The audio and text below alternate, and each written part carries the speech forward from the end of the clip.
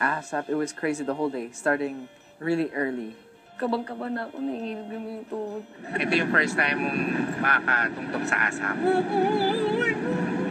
Tapos yung nakita ko na yung ABS-CBN, tapos parang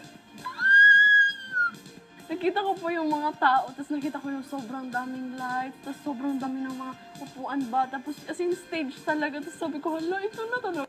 Ito. Crazy talaga. Like, we got there, artistas everywhere, yeah, things like that. Kasi sa ASAP kasi, noon lang yung ASAP, mga ASAP Rocks, or ASAP 2000, gano'n sila. Tapos biglang nandun na ako, parang ang sarap sa feeling. Na kanta pa, nabaliw na, nabuang na, parang totoo ba, ha?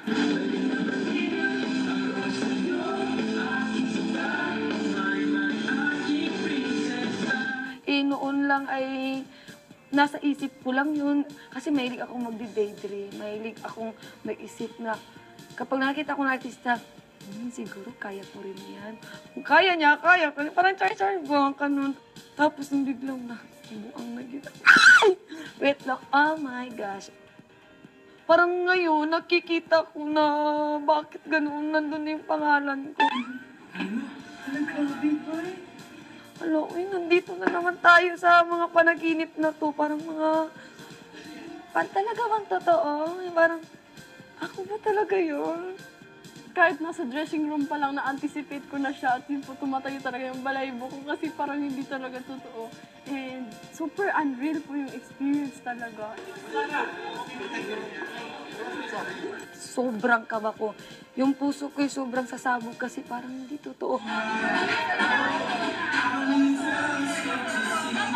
Alam na alam ko yung stage ng ASAP eh. Talagang naano ko tapos ganoon na lang, nandun na ako, tatakbo na lang ako, tapos kakanta pa. Parang, nabuang kamay. Parang gusto kong suntukin yung sarili kong tayo. Oh my God, kumakanta ka na. Please welcome Maymay Atlanta and Edward Barber of Hayward, ang dalawang nakisang sa Pinili Lucky Season 7. Tulala na ako, nabibingi na ako kasi wala na akong makita, puro lights. Tapos si Edward lang